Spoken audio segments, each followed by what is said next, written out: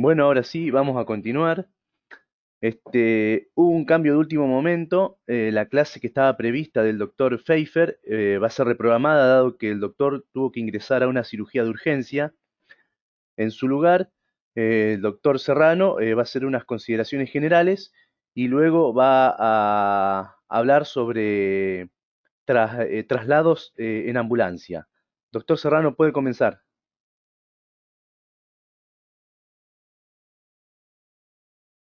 Buen día a todos. En realidad estuvimos participando de la charla del doctor Álvarez, que tiene una vastísima experiencia en todo esto, y compartimos un sinnúmero de situaciones, ¿no? Ahí está en pantalla otras, otras especies que epidemiológicamente están teniendo mucha prevalencia.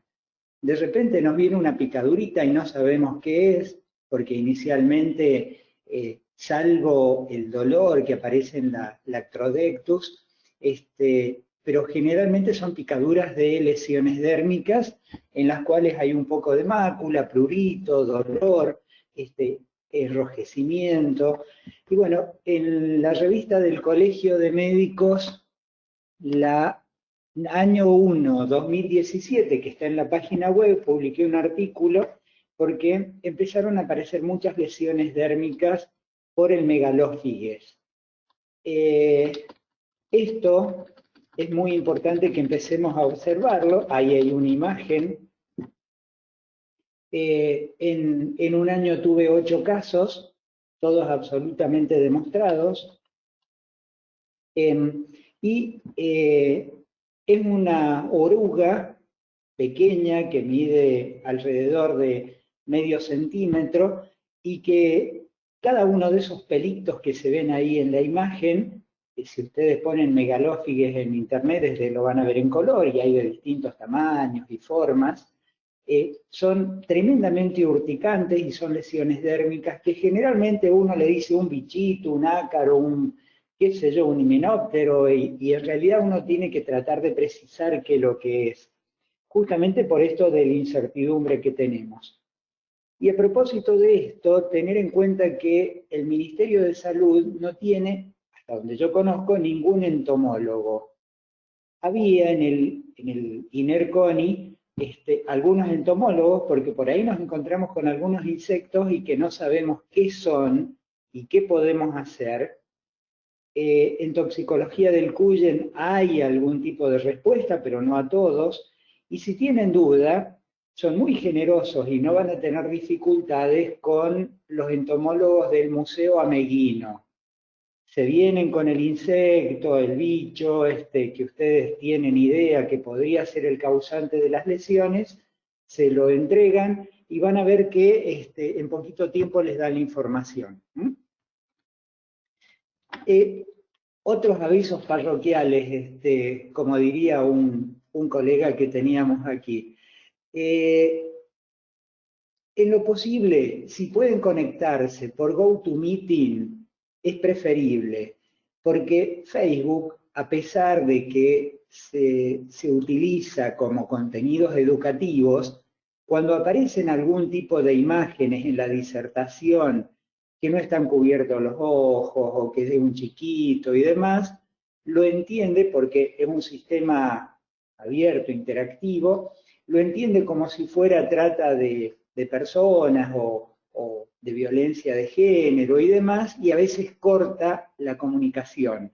Entonces, esas dificultades, aquellos que nos siguen, están siguiendo el curso por Facebook, no las van a tener con GoToMeeting, que en esto la conexión es más precisa.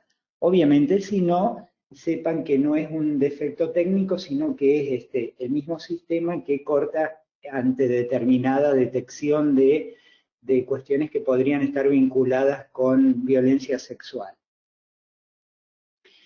Otro comentario que tiene que ver con la parte práctica del curso. Nosotros teníamos previsto tres actividades prácticas que son re interesantes, vinculadas a, sobre todo, vendajes y yeso, vinculadas a sutura. Otro sábado que pensábamos hacer lo del simulacro del Parque Garay con respecto a los accidentes de víctimas múltiples, y otro sábado que pensábamos hacer lo de la FAVE con animales vivos para hacer todas las intervenciones de prácticas activas. Sobre todo toracocentesis, pleurocentesis, punción pericárdica, aspiración de un taponamiento cardíaco, todo ese tipo de prácticas que probablemente no las hagamos nunca en la vida, pero por lo menos tener idea de cómo se hacen y cuáles son los procedimientos. Debido a esto de la pandemia y como todavía no hay posibilidades de que nos podamos juntar para hacer esas actividades, en la medida que nos autoricen va a ser el curso normal de este curso.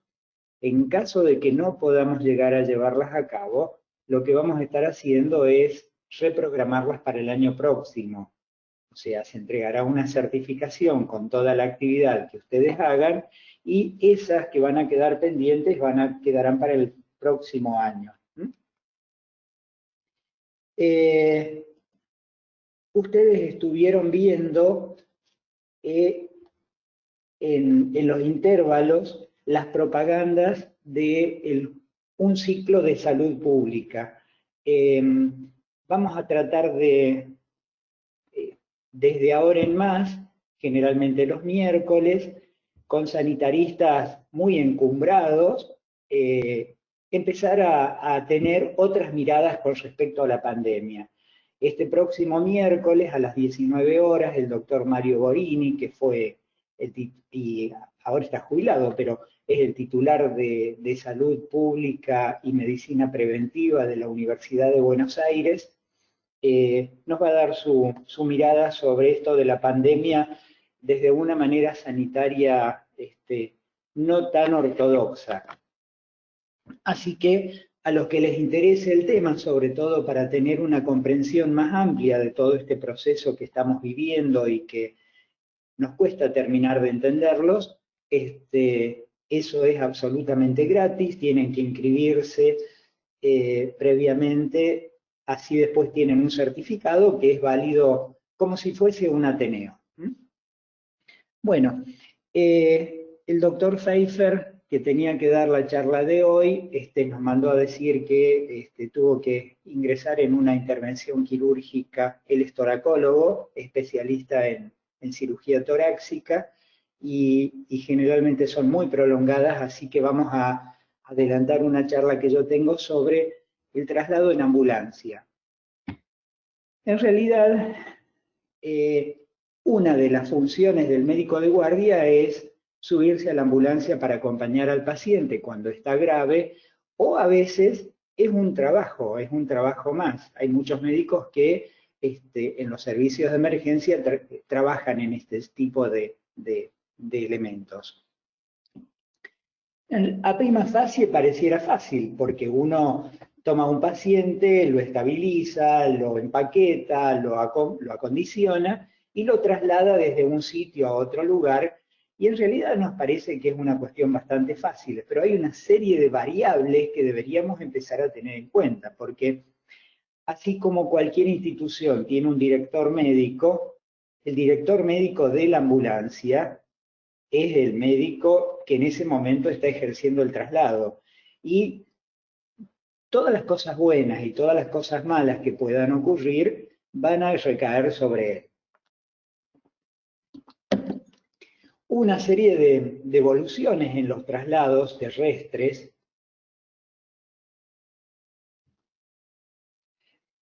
A ver. Los romanos, un siglo antes de Cristo, comenzaron los traslados en los campos de batalla. Había una serie de traslados, se hacían en lo que se podía, lomo de burro, en una carreta. Registros bíblicos nos hablaban de este tipo de situaciones. Por ejemplo, en la guerra napoleónica, donde ya existían algunos globos aerostáticos, se intentaron traslados en esa forma, o también de observación.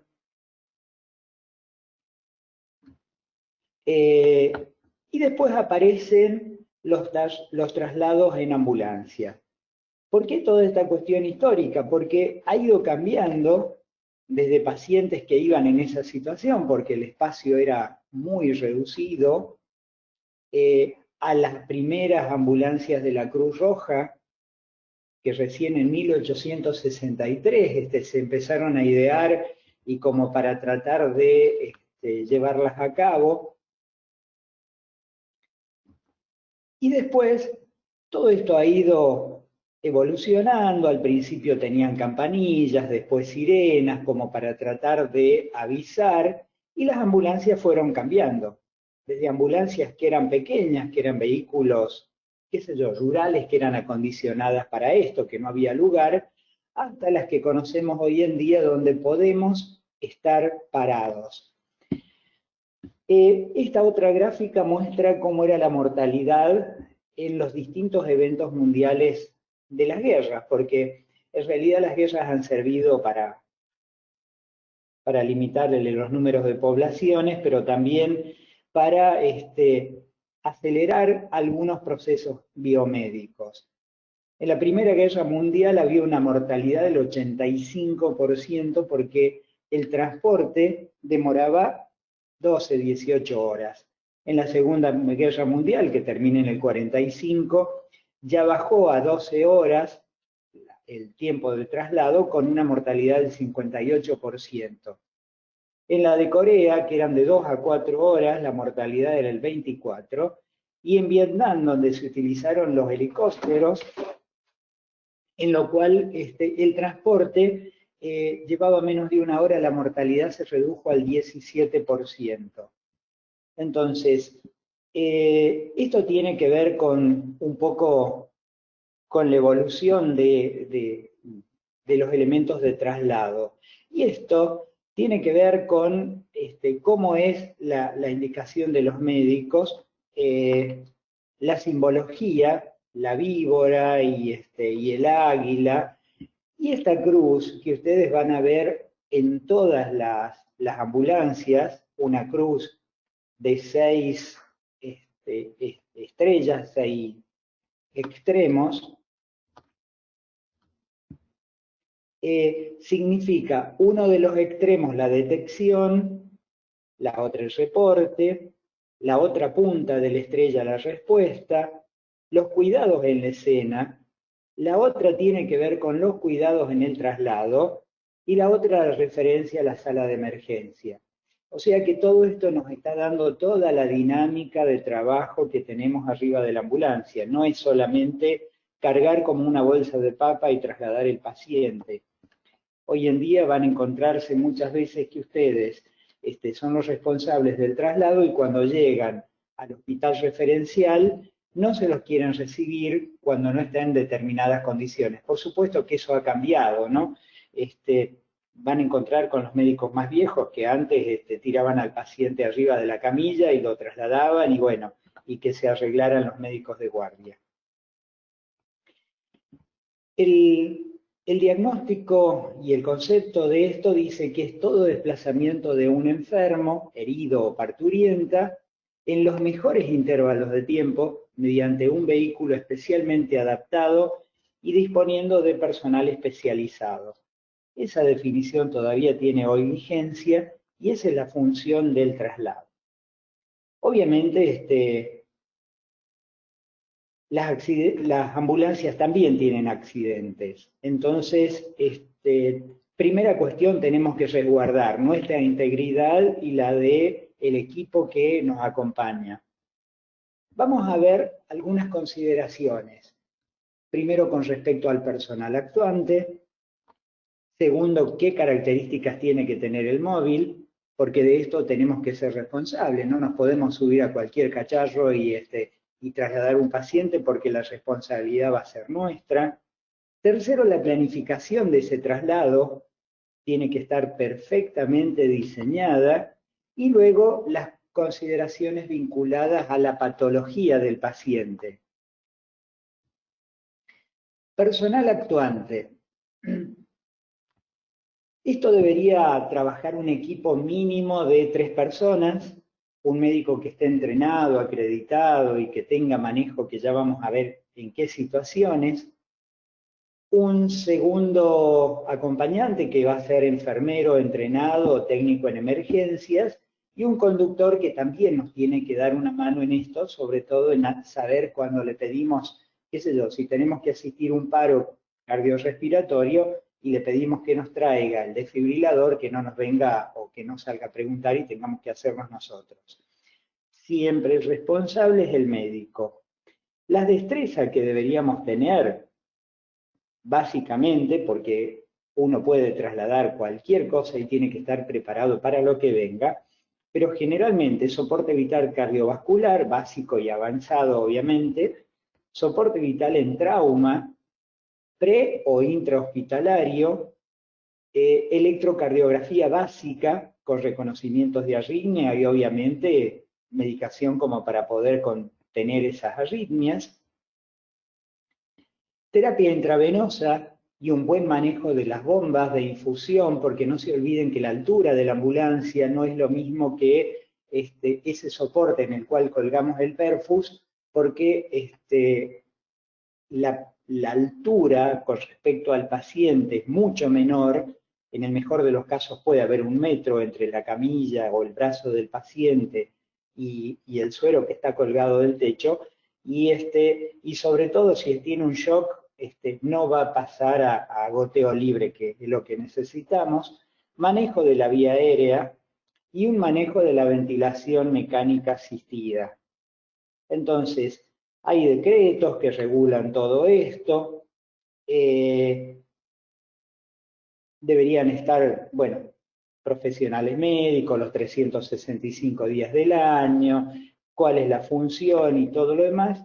Y nosotros, lamentablemente, estamos con una legislación viejísima. Tiene más de 35 años la que está vigente en el Colegio de Médicos, que es el que fiscaliza las ambulancias, y aún a pesar de haber insistido con el gobierno desde la época del gobernador Wiener, estamos hablando más de 12 años atrás, que se ha pedido que las ambulancias se readecúen a la tecnología y equipamiento actual, y sin embargo eso todavía no está vigente. Es más, para que tengan idea, dice que los únicos que pueden subir, médicos que pueden subir a la ambulancia son especialistas en terapia intensiva, especialistas en anestesia, especialistas en cardiología o en clínica médica. Sin embargo, sabemos que es una salida laboral y generalmente la gran mayoría de los médicos que asiste a la ambulancia no tiene esa formación, o son las primeras armas o los primeros trabajos que hacemos. Igualmente se está haciendo todo que fue limitado por la pandemia, toda una capacitación de los choferes de las ambulancias. El Estado ya algo ha hecho, en las privadas no está, como para intentar buscar una normalización de ese tipo de cuestiones. Vamos a consideraciones del móvil. A ver, la ambulancia es un sistema de traslado sobre ruedas, tiene que tener determinadas dimensiones, los revestimientos internos tienen que ser antideslizantes, impermeables, ignífugos, lavables, resistente a los desinfectantes, como para poder lavar si después hay sangre o excretas humanas. Otra consideración del móvil es la logística del traslado, que tiene que ver con la elección de la ruta, debería ser la más corta y la con menos baches. El chofer tiene que estar entrenado y tener una conducción adecuada. Evitar en lo posible las señales acústicas. Ir con la sirena permanentemente no es saludable, ya vamos a ver por qué. Una comunicación en todo momento, la trazabilidad de qué es lo que estamos llevando y las condiciones en que va a llegar, tiene que ser fundamental. Entonces, no solamente cuando voy a partir desde una localidad hacia el hospital que va a ser el receptor, tengo que avisar y contacto médico a médico con la patología del paciente, sino que también periódicamente estarle alertando cómo están los signos vitales, si ha deteriorado el Glasgow o en qué condiciones, para que tengan en cuenta todo ese tipo de cuestiones y le den más premura a la hora de la recepción. Y otra cuestión no menor es el tema de no acompañantes. Ningún seguro cubre los acompañantes. Es muy común que cuando se venga desde el interior hacia la capital, vengan qué sé yo, el enfermo, el chofer, la enfermera, el médico, y venga la mamá o la tía o quien se va a quedar y todo lo demás. Tengan en cuenta que si hay un accidente, son ustedes responsables y a esas personas acompañantes no les cubre absolutamente nada y la ambulancia generalmente viene rápida. Otras cuestiones a tener en cuenta es las clases de móviles que vamos a contar. Hay ambulancias básicas, hay ambulancias con soporte vital avanzado, hay ambulancias que tienen, que no son asistenciales, que son solamente para traslado, hay ambulancias colectivas. Han visto que muchas de las guardias o de las consultas donde se trasladan pacientes son, qué sé yo, micros pequeños donde trasladan, ambulancias todoterreno, sobre todo para lugares inundables o de difícil acceso. Hay ambulancias helicópteros, hay ambulancias aviones, hay lanchas de rescate. Eso no es una cuestión menor. Nosotros tenemos en toda la geografía, ahí está el mapa, el río Paraná viene desde el norte, desde Florencia hasta al sur de Rosario, y y hay una zona de islas donde la única forma es a través de una lancha de rescate o una ambulancia lancha, y bueno, y las tiendas de hospitales. Las ventajas, altísima disponibilidad y número, porque en realidad prácticamente hoy en día no hay casi población que no tenga una ambulancia o que esté cercana. Los inconvenientes son la diversidad, porque una es una Ford, otra es una Mercedes. Eso en realidad no importaría mucho el tema de la marca, pero sí la disponibilidad de cómo están ubicadas las cosas, y es importante que nos familiaricemos con dónde están los elementos de emergencia, los perfus, los sueros, las tijeras, en fin, una serie de elementos que necesitamos porque generalmente están ubicadas de manera diferente de una a otra. Otro inconveniente son los ruidos y las vibraciones. Es imposible tomar la tensión arterial arriba de una ambulancia en movimiento.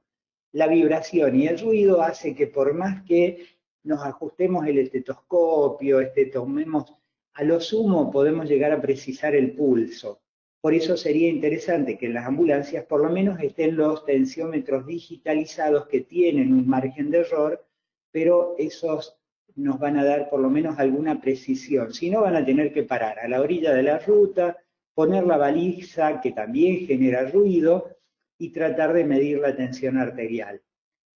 Vamos a ver cómo interfieren las aceleraciones y las desaceleraciones en la patología del paciente, cómo nos interfiere el tráfico, porque las frenadas, los arranques, qué sé yo, todas esas limitaciones a la hora de poder llegar, y las condiciones climatológicas. Ni hablar que si venimos bajo una tormenta o niebla o ese tipo de cuestiones, vamos a tener muchas más dificultades. Las aceleraciones y desaceleraciones nos van a generar un desplazamiento de la sangre y una redistribución de los líquidos en sentido caudal o cefálico, depende de cómo vaya el paciente y qué lo que sea.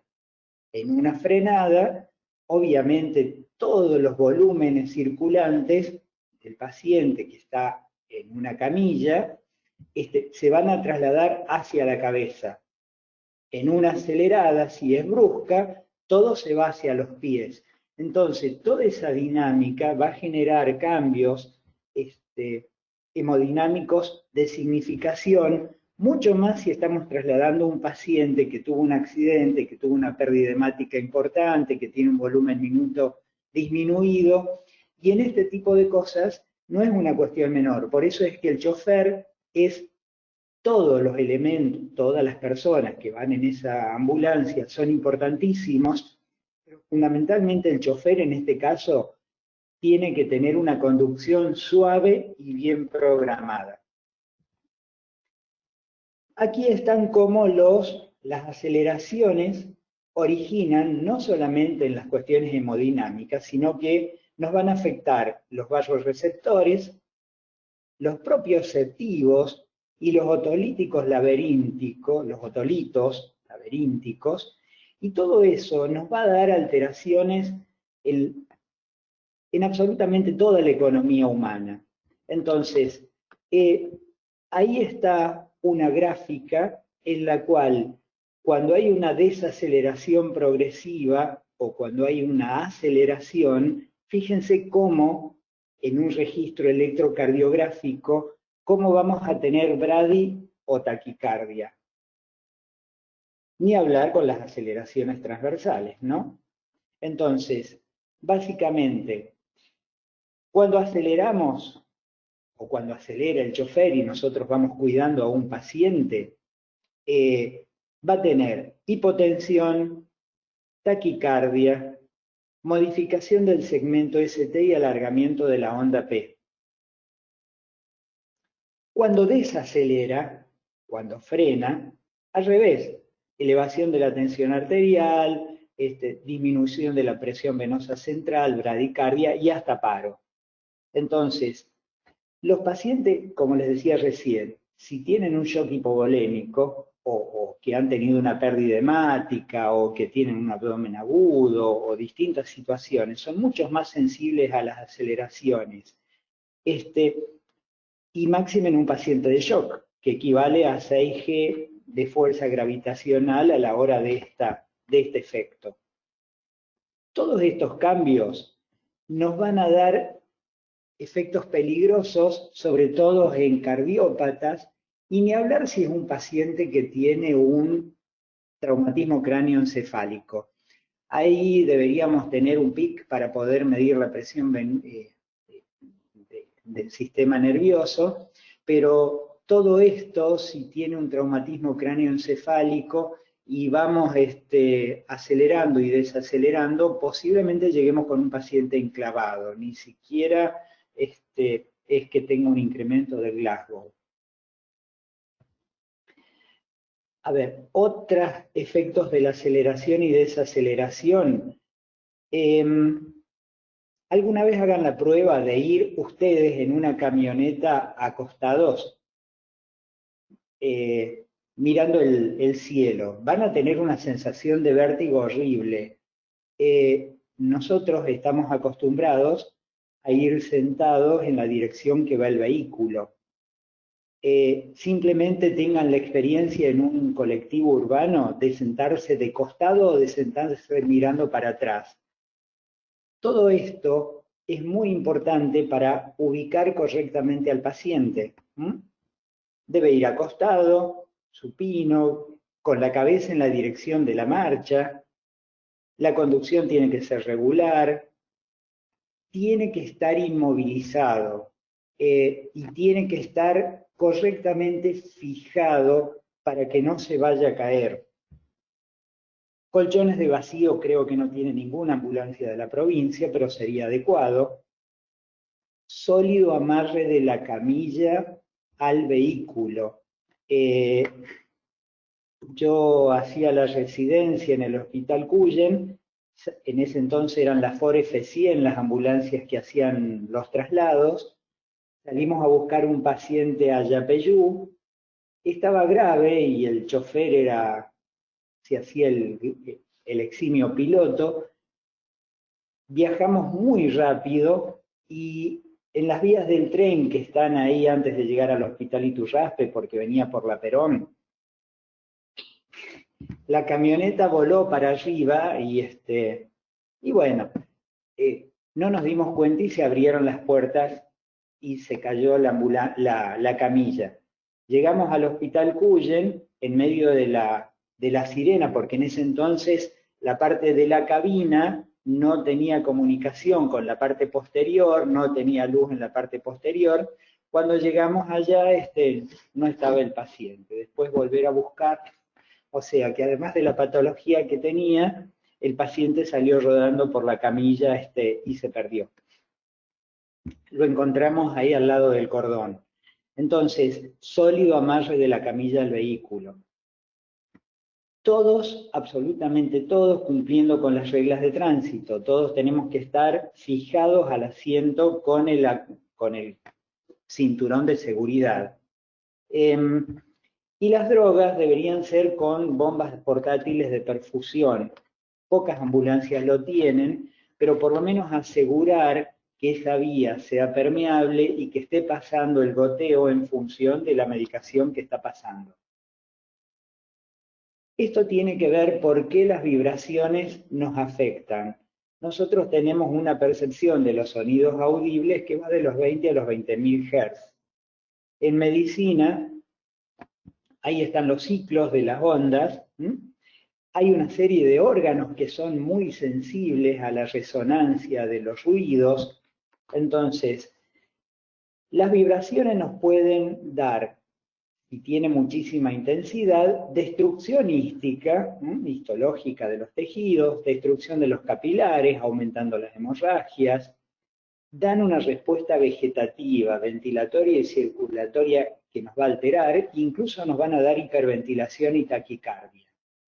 Entonces, todo esto tengamos en cuenta porque hay tejidos que tienen mayor tolerancia con una baja compliance, como los huesos, que tienen mayor aceptación de todo esto. Sin embargo, tienen mucha menor los neonatos. El cerebro de los neonatos es mucho más sensible a todo este tipo de vibraciones. Entonces, es una cuestión no menor para tener en cuenta. Por eso, cuando aceptemos un trabajo, no se olviden de que van a ser los responsables, sobre todo si es esto, y que tanto la sirena como la vibración, como los ruidos sean adecuados, porque si no van a terminar siendo los responsables de esto. Esto obviamente, si tuviéramos las paredes aisladas, si tuviéramos colchones de vacío, y hay una serie de situaciones, con un buen colchón de goma espuma, todo eso va a atenuar significativamente las vibraciones, pero son efectos a tener en cuenta. Otra cuestión nada menor es el tema de las temperaturas a la hora del traslado. Todo esto es para que vayan tomando en cuenta, esta presentación va a quedar, pero tomen en cuenta que cuando acepten este tipo de trabajos, tienen que tener en cuenta una serie de variables que habitualmente uno se sube a la ambulancia con toda la buena voluntad y trata de acompañar a ese paciente. Pero, por ejemplo, las bajas temperaturas nos va a dificultar la canalización venosa, no lo van a poder hacer arriba de la ambulancia, por eso es muy importante que un paciente cuando decidan el traslado, se los tienen que entregar o ustedes lo tienen que estabilizar con una buena vía, o si está en shock, por lo menos 2 vías periféricas con catéteres cortos y gruesos, como para que tenga una suficiente perfusión de líquido. Y al tener frío va a tener escalofrío y eso va a aumentar el consumo de oxígeno, facilitando más aún la hipotermia. Tengan en cuenta que el frío cristaliza, sobre todo los cristaloides, si tienen que utilizar en un caso de shock, el Ringer lactato, el suero fisiológico se va a cristalizar, entonces es muy importante que tengan en cuenta eso y descarga las pilas. El frío descarga las pilas. Entonces tengan en cuenta que si probar periódicamente cuando vayan a ingresar a cada guardia, vean si el laringoscopio está en condiciones, si las pilas sirven, porque en esta época de frío es muy común que se descarguen normalmente. Y por el contrario, las altas temperaturas van a generar una profusa sudoración con vasodilatación periférica y obviamente con pérdida de electrolitos. Entonces puede llegar a deshidratarse si tienen que hacer un viaje desde el norte, qué sé yo, Reconquista, cualquiera de las localidades del norte santafesino en el verano, y sin aire acondicionado pueden llegar a deshidratar, alteraciones vegetativas. Y los sueros, si están muy calientes, a ver, cuando afuera hace 38 grados, probablemente arriba de la ambulancia tengan 42 grados, y eso le puede dar un golpe de calor al paciente. Entonces, tratar de mantener una temperatura estable en el vehículo, que el aire acondicionado funcione bien, que no estén expuestos al sol o al frío, o sea, las ambulancias no deberían quedar a la intemperie, disponer de mantas para ancianos, chocados, pacientes con hipotensión, con frío, accidentados, pacientes que han tenido un accidente en la ruta y han caído a la orilla donde había agua y están húmedos y hace frío. Tengan en cuenta de darles calor porque eso seguramente va a perturbar la función y les va a dar hipotensión. Eh, las incubadoras tienen que funcionar bien si es que van a trasladar un lactante y revisar rutinariamente el estado de los medicamentos, que las ampollas no se hayan cristalizado, que no estén precipitadas, que no estén vencidas. Bueno, esto les decía recién, que el ruido nos va a afectar de una manera que es imposible ocultar. No van a escuchar jamás un RAL respiratorio arriba de la ambulancia, van a tener que parar al costado, incluso si sospechan un taponamiento cardíaco o algún otro tipo de cosas, paren la ambulancia, que detenga el motor, que detenga en lo posible las balizas o el ruido para tratar de escuchar y precisar cómo está el paciente. Y obviamente el ruido, sobre todo la sirena, empeora la ansiedad. La ansiedad del equipo que va ahí, que uno parece que ha naturalizado ese sonido, pero sin embargo nos termina afectando. Y ni hablar del paciente, si estamos transportando un paciente infartado y el chofer lleva a la ambulancia, qué sé yo, a las frenadas, a las aceleradas, con la sirena al máximo y todo eso, va a tener descargas vegetativas que ese infarto se va a magnificar tremendamente, empeorando las patologías. Entonces, es una cuestión re importante para evitar la ansiedad, la angustia y la cefalea, o sea, el ruido da dolor de cabeza, sobre todo cuando supera los 55 decibeles. Puede dar taquicardia o bradicardia, hipertensión, hiperventilación, trastornos de conducta, en fin, una serie de cosas. A ver, tengan en cuenta que un secador de pelo es un ruido molesto que da 80 decibeles y las ambulancias terrestres tienen 80 decibeles. Entonces, estamos con ese ruido permanentemente, entonces nos va a limitar una serie de prácticas. Ni hablar si hay que llevarlo en un helicóptero, ¿no? Donde el ruido se incrementa mucho más. Bueno, algo habíamos dicho, todos los ruidos en las ambulancias, la sirena, hay que utilizarla solamente si es imprescindible o indispensable. No abusar de la sirena. Posiblemente en la ciudad tenga que utilizarse, no exponerse a pasar semáforos en rojo. Yo sé que a veces las prioridades son importantes, pero tengan en cuenta que primero se tienen que resguardar ustedes y no exponerse a un accidente, porque esto nos puede afectar un montón. El estrés del viaje, si están trasladando a una paciente, qué sé yo, con una gestación de 40 semanas en trabajo de parto, y probablemente tengan que hacer el parto en la ambulancia, porque el estrés, a través de la adrenalina, eutacoides y una serie de hormonas, va a desencadenar el parto.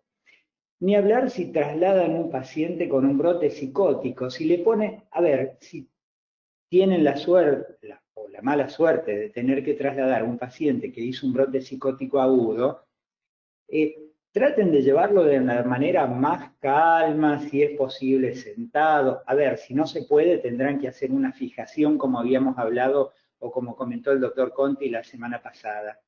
Pero de lo contrario, muchas veces con un buen diálogo, con el paciente sentado, en buenas condiciones, van a llegar en mejores condiciones, pero tienen que tener una voz monocorde, hablar muy suave, mantener una cierta distancia para evitar la agresión y evitar la sirena, porque eso lo va a exasperar y ahí sí se va a volver a rebrotar y va a ser un caos porque va a destruir la ambulancia, los va a agredir a ustedes y todo lo demás. Bien, cuando van a hacer el traslado sanitario, hay una serie de aspectos a valorar. Esta es una escala, va a estar la presentación arriba, así que en el aula Moodle, así que la van a poder utilizar, en el cual hay que tener en cuenta una puntuación de la parte hemodinámica, depende de que esté estable, moderadamente estable o inestable, si tiene monitorización electrocardiográfica, si tiene arritmia, si la tiene, si es grave, si es leve, si tiene una vía venosa, si tiene marcapasos, la parte respiratoria en función de la frecuencia cardíaca, cómo está la vía aérea, cómo está el Glasgow, y qué tipo de soporte farmacológico tiene. Ahí en la parte inferior, qué sé yo, hay un grupo que, digamos, son medicamentos más elásticos con respecto a la prescripción y a la dosis, y hay otros que son más estrictos, y de acuerdo a eso, vamos a sacar una puntuación, incluyendo, como les decía, los aspectos hemodinámicos, electrocardiográficos, arrítmicos, vía venosa, marcapasos, respiratorio, vía aérea, Glasgow y el soporte farmacológico, y nos va a dar una puntuación. Si la puntuación da hasta 3 puntos, no hace falta que tenga, puede ir en un vehículo solamente de traslado. Si da de 4 a 7 puntos, puede ir en una ambulancia común de traslado, que con todas las condiciones, obviamente, pero si tiene más de 7 puntos, tiene que ser una ambulancia especializada. Esto ténganlo muy en cuenta porque muchas veces en la relación laboral que tenemos nos dicen subite y lleva, pero después el problema pasa a ser grave. Otra cuestión a tener en cuenta es la planificación y lo vinculado al paciente. Tenemos que evaluar permanentemente el estado clínico del paciente, monitorizar los parámetros fisiológicos, aún con todas las dificultades. No podemos medir la presión al salir y después a las 3 horas cuando llegamos al lugar, sobre todo por esto de la continuidad y la comunicación con el hospital receptor. Que la vía vascular esté permeable, que es una cuestión no menor, porque muchas veces colgamos el suero, subimos al paciente, vamos rápido y deja de pasar, porque el paciente dobló el brazo, porque lo flexionó, porque el catéter no está bien inserto, porque se salió de la vía venosa.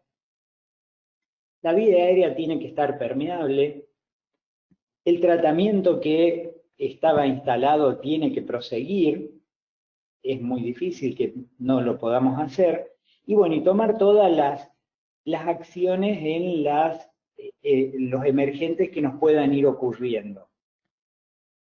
Anotar todo.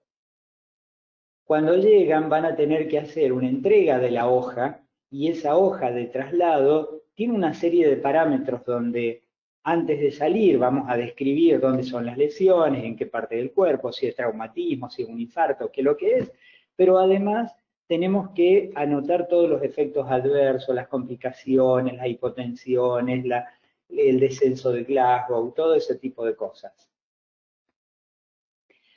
La tensión arterial media debería ser por encima de 70 milímetros de mercurio, aún con las drogas, una adecuada volemia.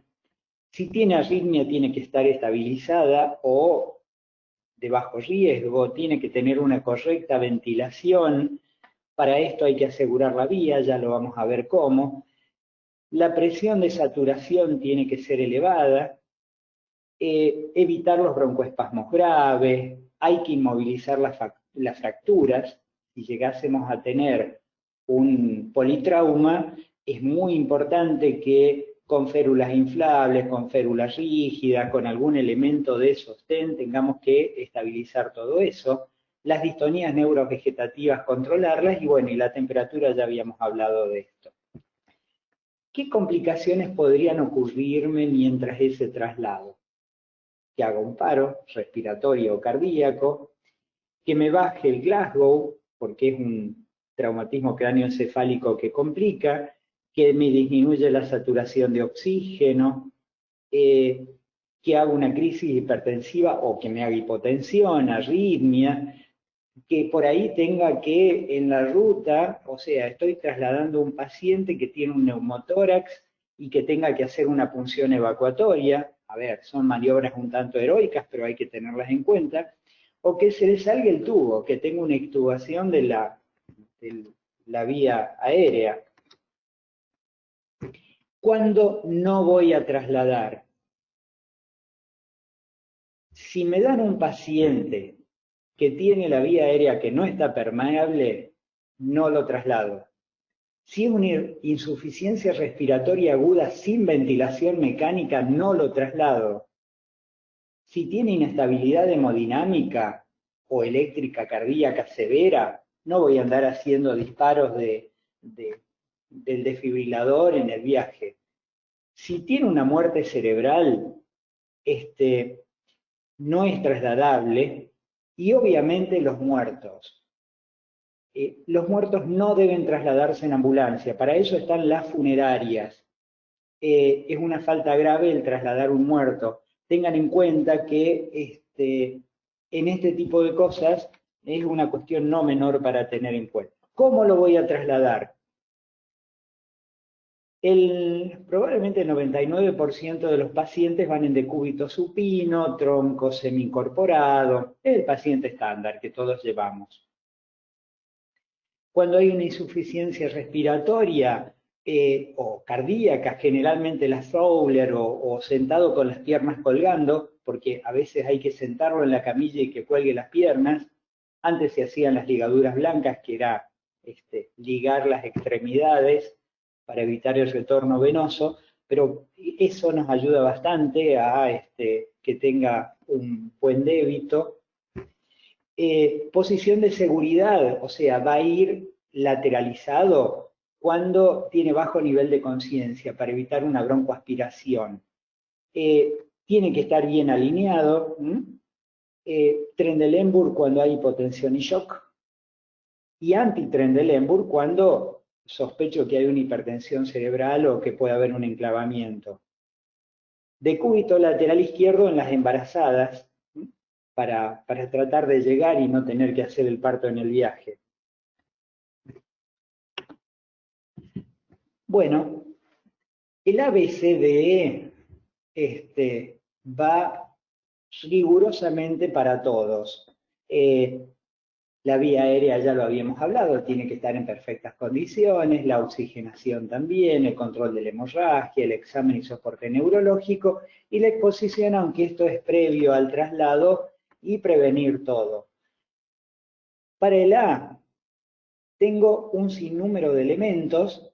Obviamente, ahí es fundamental el tema de la destreza, es muy importante, para eso están los muñecos, como para que periódicamente nosotros hagamos con alguna regularidad destrezas de intubación. Obviamente hay que tener todos los elementos, porque si no es imposible intentar hacer una intubación. Igualmente tenemos las sondas orotraqueales, las cánulas de Mayo, que son algunos elementos que nos pueden salvar a veces la situación.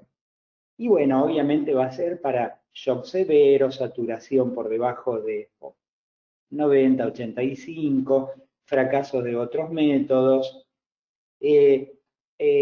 Por supuesto, un buen laringoscopio para poder colocar una vía y asegurar una vía, porque no lo vamos a poder hacer durante el viaje. Y una alternativa que podríamos estar utilizando son las cánulas laringeas. El IGEL es una cánula en el cual, en el extremo verde que se ve ahí, es un extremo gelatinoso, y el otro hay que empuñarlo a mano llena y colocarlo hasta el fondo del istmo de las fauces, y en la parte superior conecta perfectamente un ambú.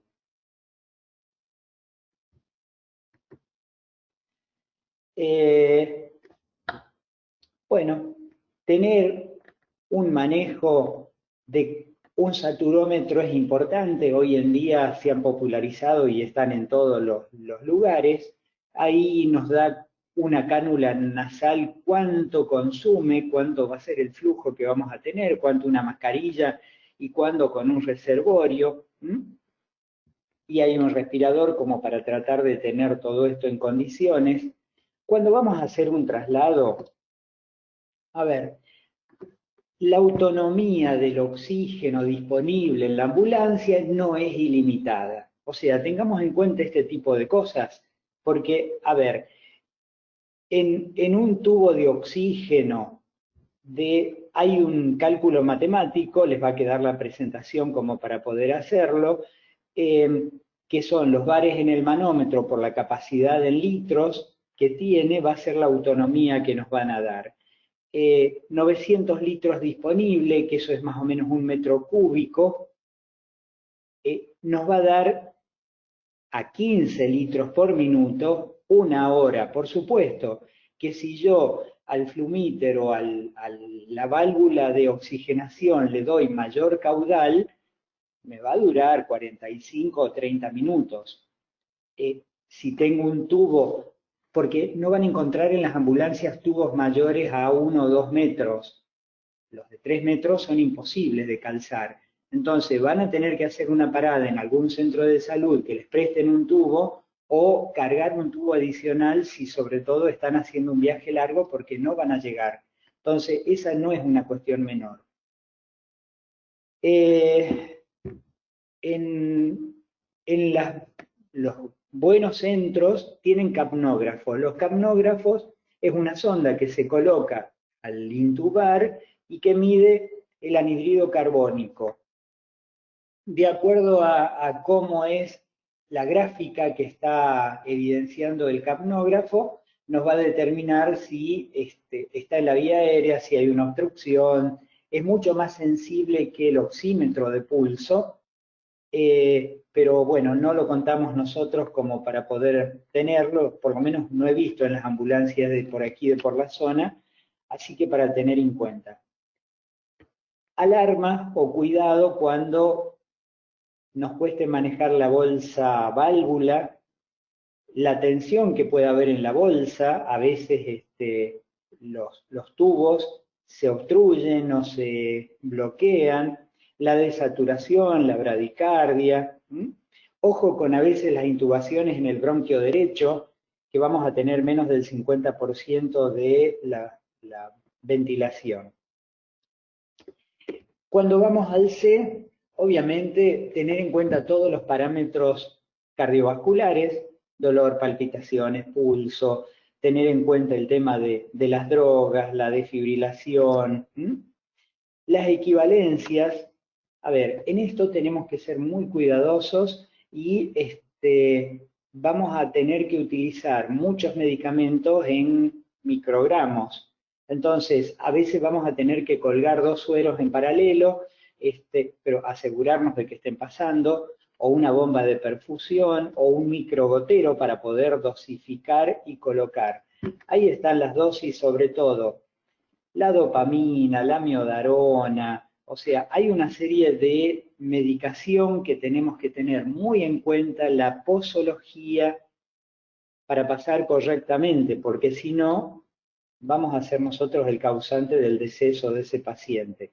Y bueno, estar atentos cuando tenemos hipotensión, hipertensión, arritmias. Ojo con el uso abusivo de los opioides. A ver, es muy importante el confort del paciente, que no tenga dolor.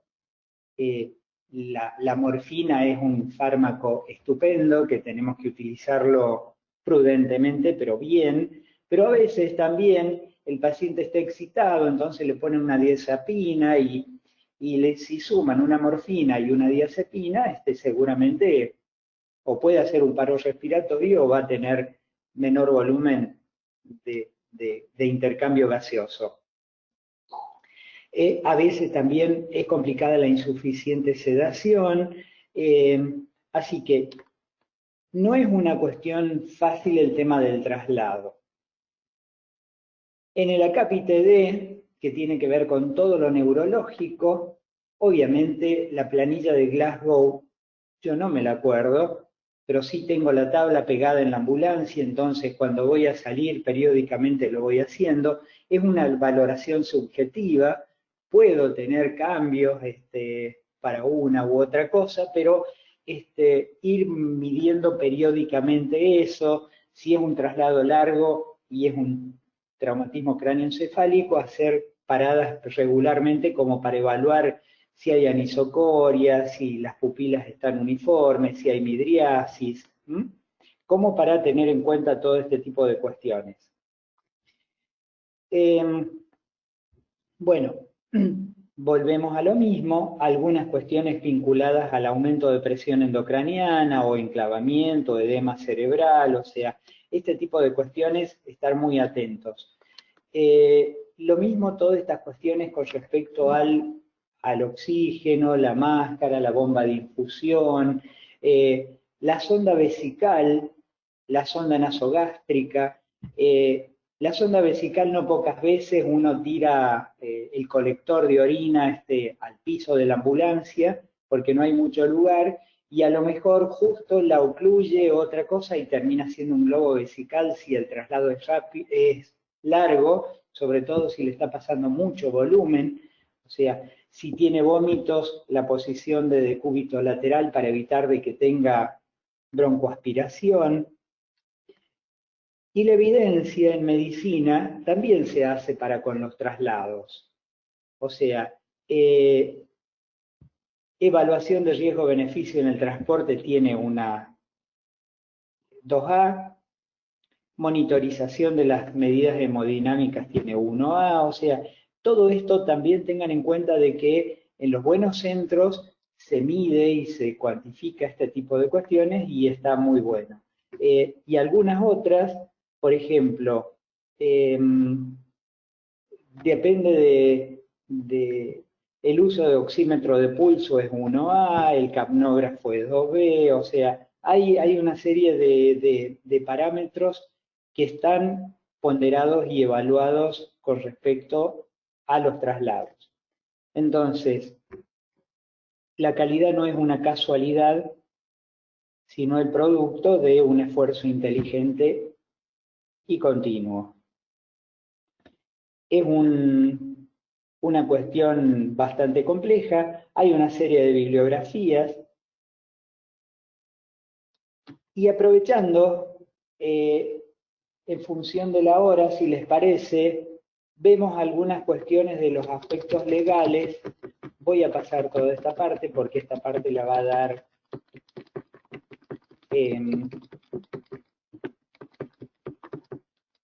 el doctor Warren, y aquí quería llegar.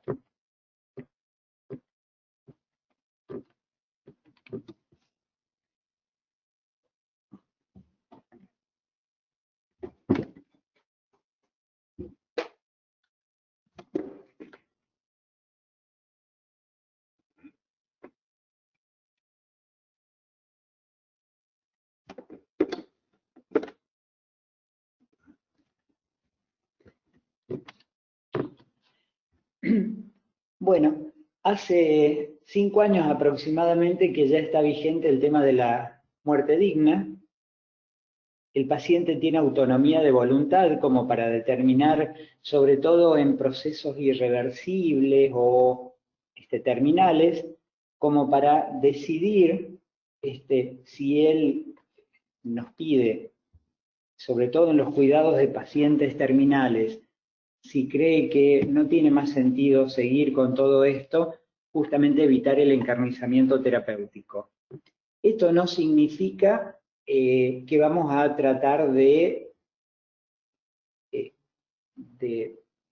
hacer una eutanasia, para nada. Sin embargo, si el paciente lo considera y tiene la lucidez como para poder hacerlo, pedirnos que lo acompañemos con el dolor y ese tipo de cosas y evitar justamente la hidratación, la sobremedicación, las drogas oncológicas que no conducen a nada en el final de los días. Pero para eso hay algunos elementos que tienen que ver con las decisiones anticipadas y que está vigente. O sea, el paciente cuando tiene lucidez, sobre todo si ustedes son el médico de cabecera de ese paciente, cuando tiene plena lucidez puede decidir que llegado un determinado momento de su vida, no quiere continuar con tratamientos y que se lo deje morir dignamente.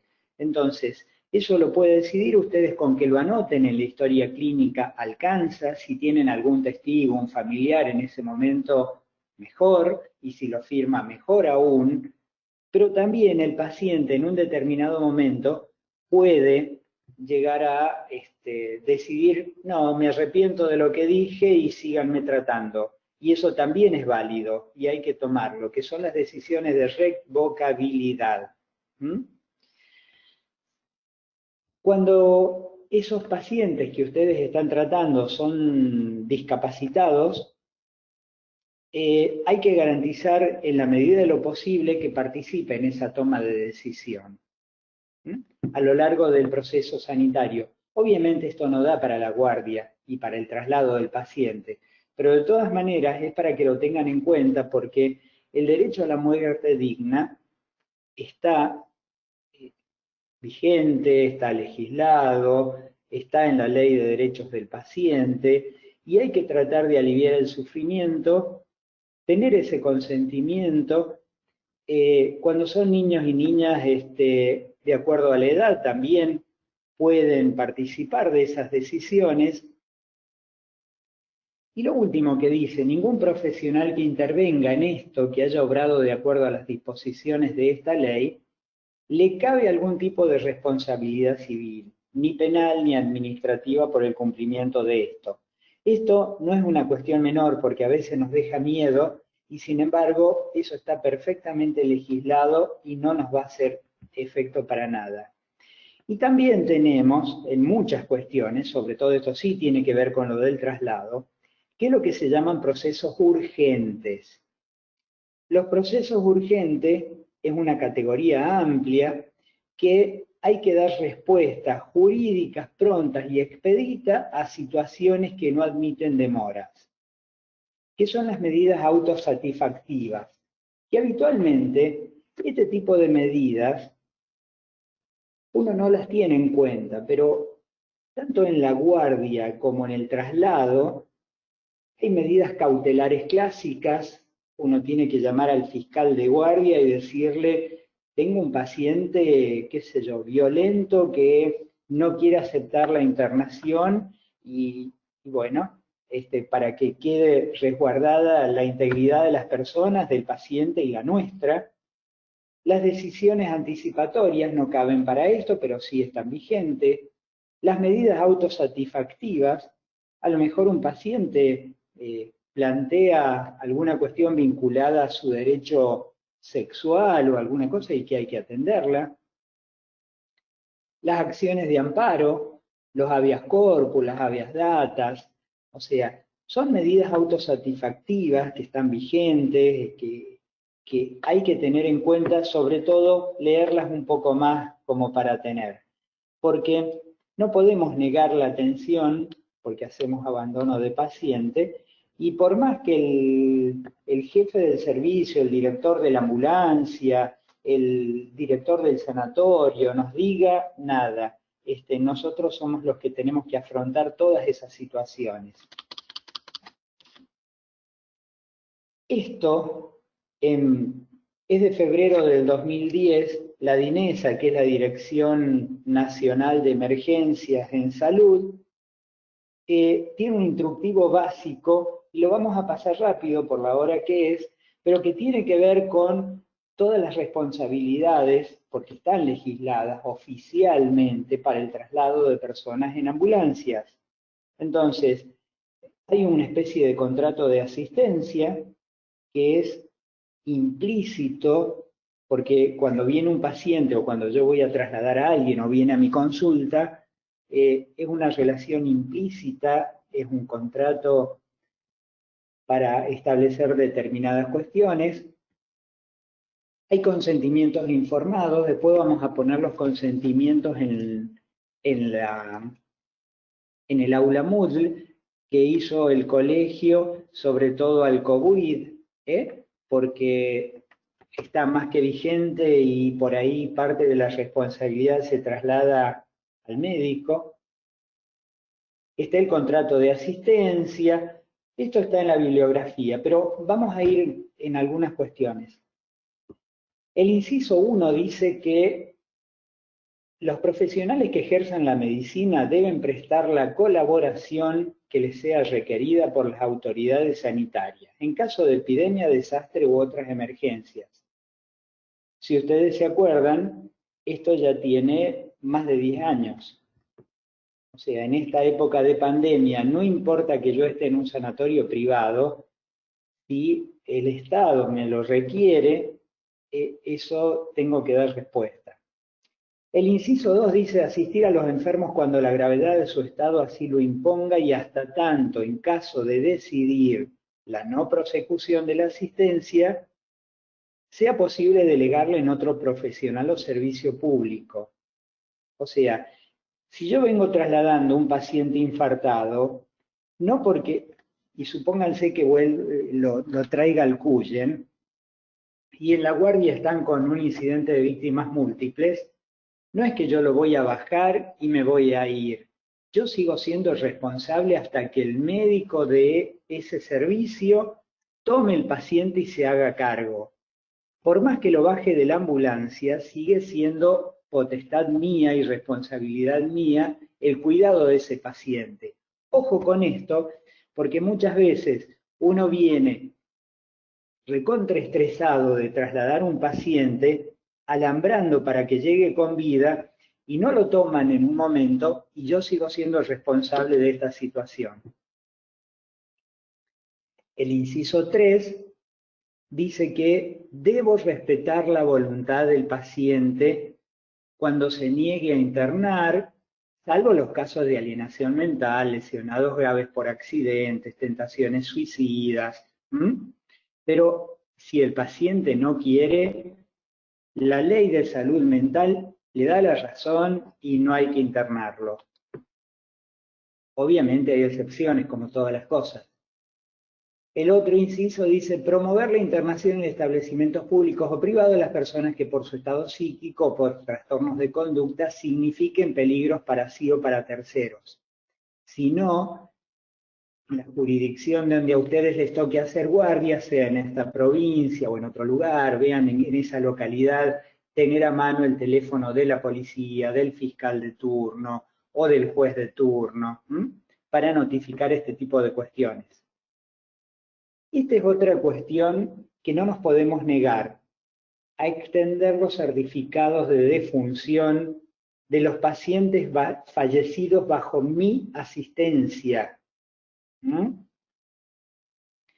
A ver, trabajo en San Javier, voy a hacer una guardia por semana, no vivo en San Javier, justo tengo que trasladar un paciente que tiene un politrauma y que cuando llego a Santa Fe se muere. Ese es todo un problema. Lo real es que lo tenga que dejar en Santa Fe y yo tengo que hacer el certificado, porque está bajo mi asistencia. No me puedo negar a hacer el certificado. De última, si es un paciente que tuvo un traumatismo cráneoencefálico, bueno, serán lesiones violentas o no violentas por accidente de tránsito y describir cuáles han sido las causas de la muerte, que lo habíamos visto en certificado de función. Pero yo soy el responsable de eso y quedará ahí, y después lo tendrá que retirar una morgue. Si se muere en el camino, qué sé yo, vengo de San Javier a Santa Fe y en la mitad de camino fallece. Si ustedes se acuerdan, habíamos dicho que no podemos transportar muertos. A ver, es de una razón humanitaria, por ahí pegar la vuelta, no decir nada, no es legal, pero es facilitarle un sinnúmero de complicaciones al paciente y a uno. Llego de vuelta a San Javier, hago el certificado, expreso todas las cosas y le salvamos un problema a los pacientes, porque si no tiene que quedar en la localidad más próxima, que tengan una morgue, no todos los pueblos tienen morgue, va a tener que quedar ahí esperando una orden judicial de que el fiscal se apropie en ese lugar, verifique cómo ha sido el deceso, más allá de que tengan el certificado. Después lo tienen que llevar en una funeraria, si es un paciente humilde no tienen para pagarlo, es toda una historia. Entonces, a veces es de buena práctica hacer eso. El inciso 9 dice que hay que fiscalizar y controlar el cumplimiento de las indicaciones impartidas al personal auxiliar, porque somos solidarios. O sea, yo puedo decirle a la enfermera que trabaja en mi equipo de salud, qué sé yo, hacele un diurético, porque tiene una crisis hipertensiva. Pero a ver, yo soy el responsable de la prescripción de eso, y si la enfermera en lugar de furosemida le puso amiodarona, yo soy el responsable, soy solidariamente responsable de las indicaciones que yo imparta. Ojo con eso.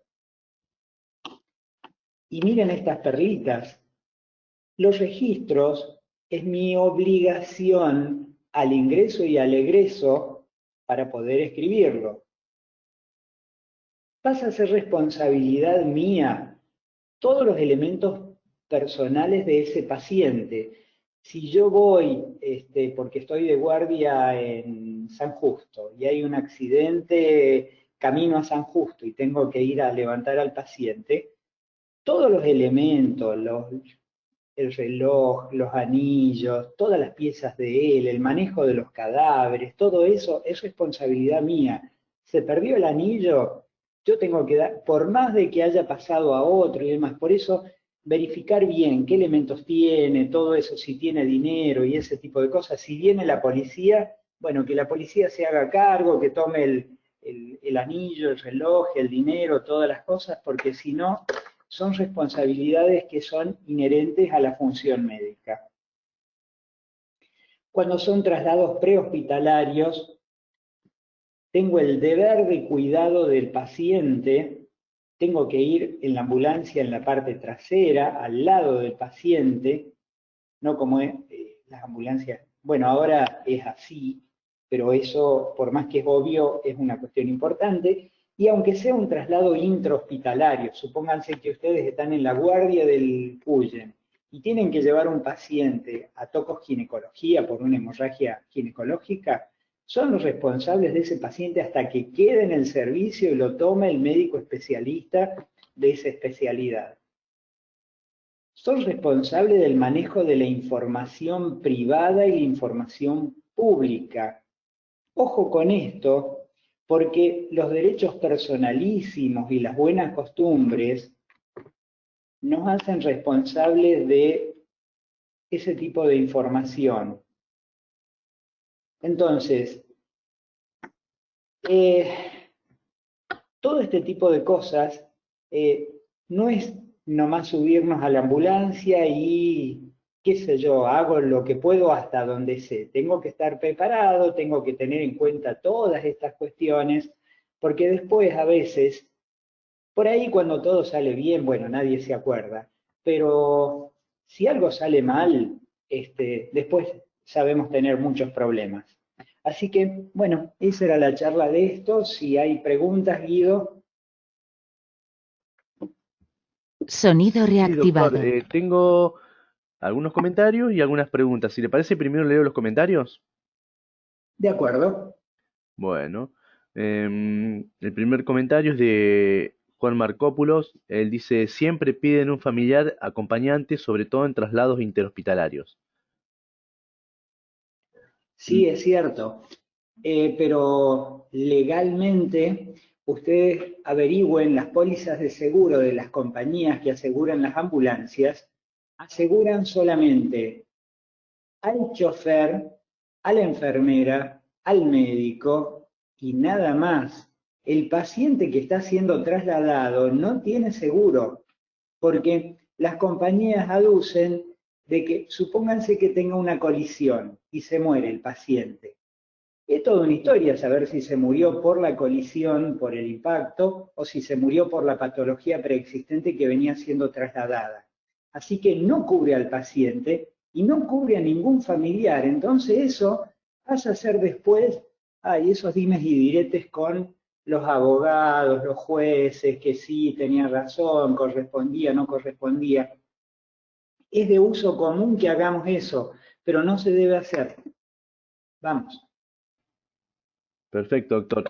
La siguiente sugerencia de Germán Ramos. Él dice, es muy importante el dato de no acompañante, debido a que se llama a un familiar acompañante como norma permitida desde quienes coordinan los viajes. Sí, sí, sí. Sobre todo para resguardar la integridad, para que vean que uno realmente va trabajando durante el hecho, para que después no, qué sé yo, hay algunos que van filmando el viaje, ¿no? No pocas veces algunos familiares filman qué es lo que hacemos durante la consulta, las cámaras ocultas y esas cosas, pero no debería ir un acompañante.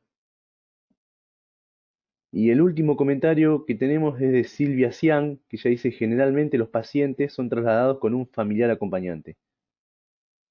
Sí, claro, Si le parece, pasamos a las preguntas. de acuerdo. La primera pregunta es de Germán Ramos. Él dice, si un médico se ve obligado a subirse a una ambulancia para un traslado de urgencia, ¿el seguro cubre a este médico tanto en la parte pública como en la privada? Buena pregunta. En realidad, eso debe hacerse de antemano. O sea, en las guardias de los hospitales se debe notificar a la empresa aseguradora que el día domingo va a estar el doctor Serrano o el doctor Ramos o el doctor Pérez de guardia. Entonces, ahí sí va a tener cobertura. Si no, después es toda una cuestión que las compañías hacen todo lo posible por no cubrir. O sea, por eso hay tanta litigiosidad en el tema de los accidentes viales. Por eso es que es importante que ustedes, cuando establezcan una relación contractual, se aseguren que están asegurados. El Estado hasta hace poco tiempo no nos aseguraba el traslado en ambulancia. Nosotros no teníamos seguro cuando teníamos que acompañar a un paciente. Perfecto, doctor. La siguiente pregunta es de Federico Bordón. Él pregunta, en caso de tener un cuadro psicótico y no poder contener al paciente, ¿se puede recurrir a inyectar algún ansiolítico endovenoso en la ambulancia? Sí, posiblemente va a romper todo. Por eso es muy importante el tema de tratar de contener la crisis. La crisis psicótica está ahí en esa fluctuación entre urgencia y emergencia. Eh, eh, Y hay crisis que sí son extremadamente violentas y van a, como decía el doctor Conti, va a hacer falta la fuerza pública como para poder reducirlo, para poder fijarlo, para poder inyectarlo. Seguramente vamos a tener que utilizar, qué sé yo, antipsicóticos incisivos del tipo del haloperidol como para poder frenarlo. Y si tiene mucha ansiedad, un ansiolítico, pero y eso tiene una latencia hasta que hace efecto. Sobre todo, posiblemente el ansiolítico tenga un efecto, una vida media plasmática y un efecto farmacocinético mucho más rápido, porque el haloperidol va a tener una latencia larga, pero tratar de contenerlo antes de poder cargarlo, porque si no pasa a ser un problema. Arriba de la ambulancia va a ser imposible. Y colocarle una vía, a ver, eh, el paciente cuando está así, está hiperalerta y no va, a ver, todo va a pensar que es agresión. Uno cuando hace un movimiento muy brusco, el paciente lo vivencia como si fuera una agresión o como si lo fuéramos a violentar. Entonces, por eso hay que tomar distancia, hablar despacio, una vez, eh, y esto, no sé, en realidad crisis psicóticas agudas me tocaron 2 veces en la vida de médico, porque tampoco es una cosa tan prevalente. Una de ellas era una paciente que estaba bien, era una paciente perfecta, sin delirio, sin absolutamente nadie, y de repente se rechifló. Se le dio vuelta el moño y empezaba a gritar, quería pegar a todos y demás. Y al cuñado, que es el que la había traído, lo abrazaba, se ve que tenía una cuestión inconsciente de afecto con él, entonces como que lo abrazaba y todo lo demás. Entonces, ¿qué es lo que hice? Tomé distancia, como podía manejar la situación, lo que dejé es que él la manejara, o sea, yo le iba dando indicaciones, estaba ahí al lado, hablaba con ella, nos fuimos a la parte del hospital donde no había ruido, no estaba la radio, ninguna cosa, charlábamos, ella por ahí lo abrazaba a él, por ahí me reputeaba a mí, pero a ver, en esta situación de charlarla, conversarla, de que hacía falta una internación y todo lo demás, viajamos en la ambulancia. En la parte posterior, la paciente que vino sentada, era una Dodge del año 69, el cuñado que venía ahí al lado de ella, sentada en la camilla, y yo sentado ahí al frente. Antes de esto, en un momento, en ese entonces no había aloperidol en el hospital, le hice un ampliactil, que era lo que tenía, una cloropromacina. Eh, Después la vinimos conversando. Es más, llegamos al hospital, nos sentamos a la sombra de un árbol, esperando a que nos atienda, y justo estaba el doctor Conti, por eso lo conozco de tantos años. Y entonces fui y le expliqué, mirá, traje una paciente con un brote psicótico agudo. Claro, ¿y dónde está? Allá bajo la sombra del árbol. No, eso no es un brote psicótico, me dijo. Bueno, qué sé yo, le conté cómo era. Bueno, esperá que la revise. La llevó para adentro, mirá, llévala con el cuñado. Al ratito salió y dice, ¿cómo hiciste para contenerla? Nada, buscas a alguien que haga de elemento de contención. Y esa me salió bien.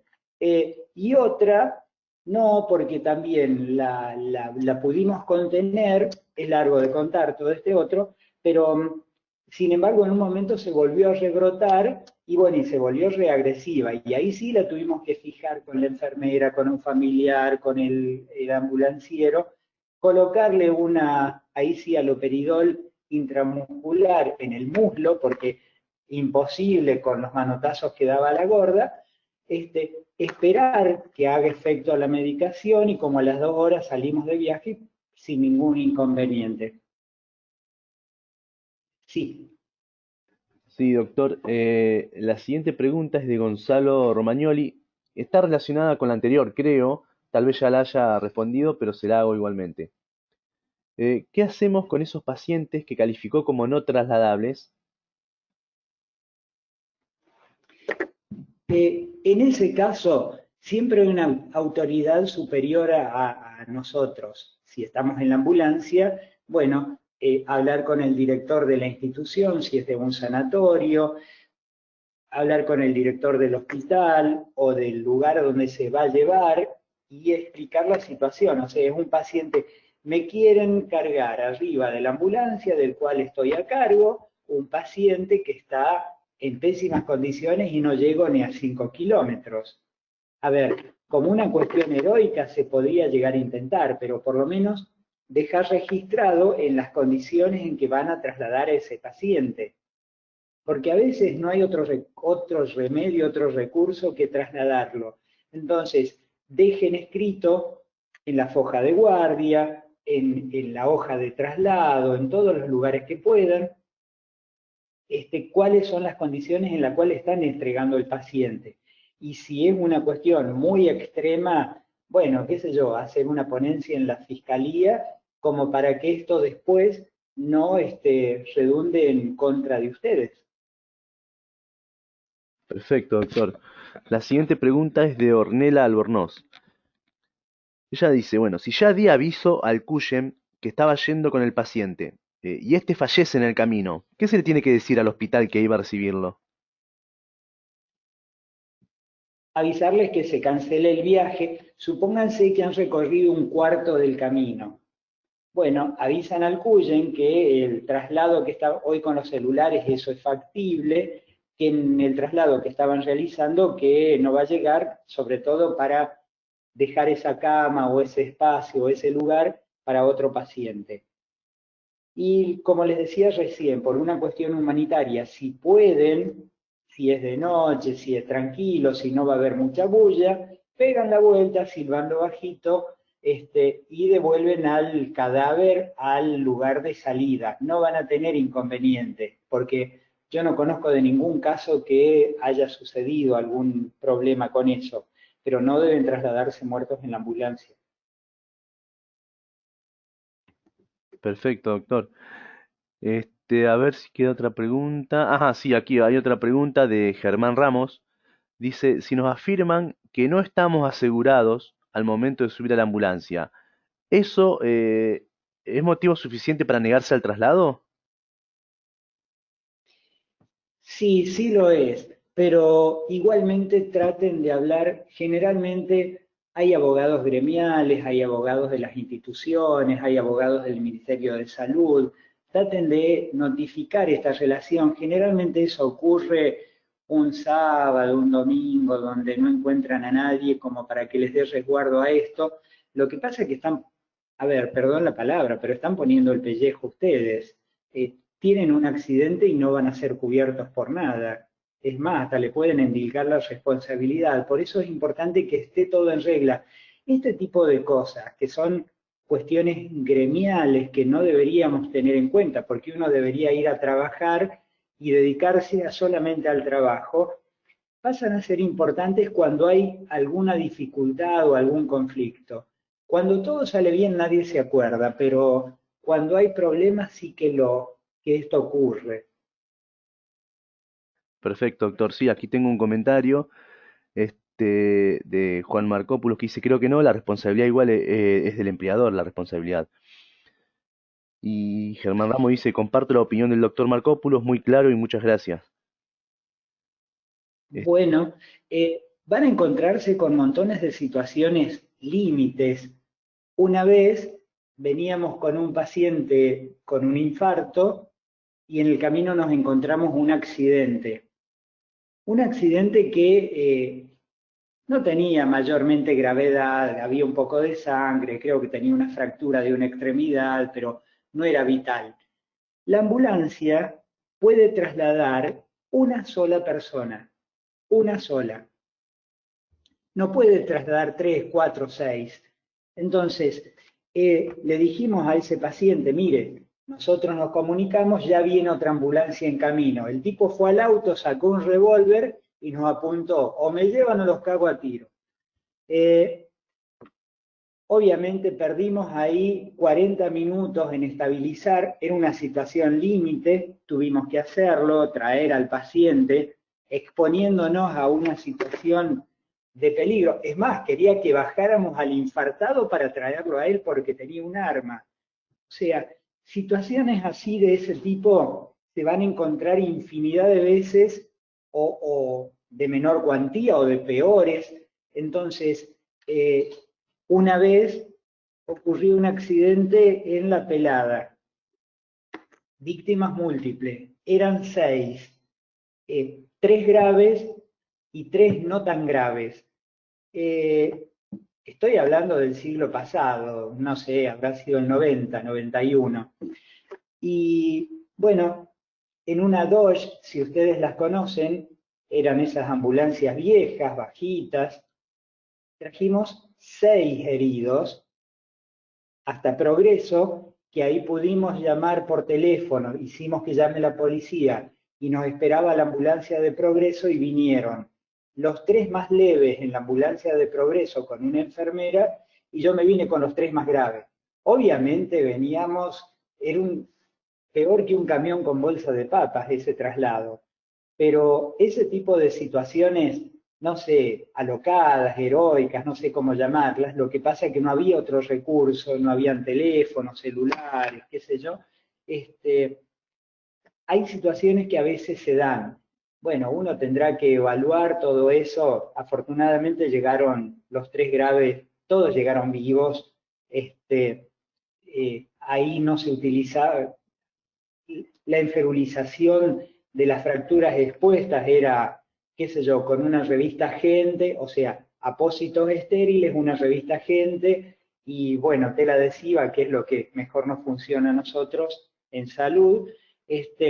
Y con esas situaciones pudimos llegar bien con todos los pacientes, porque si esperábamos a que fueran las ambulancias de aquí para allá, de Santa Fe para aquel lugar, no sé si hubiesen llegado en 4 o 5 horas. Por eso que a veces uno tiene que evaluar esas situaciones y exponerse, pero en estos tiempos la exposición tiene que ser más medida, más cuidadosa, para evitar después problemas ulteriores, ¿no? Perfecto, doctor. No tengo más preguntas, solo algunos comentarios. Juan Marcópulo dice, todo esto final es muy importante, gracias por compartir su experiencia.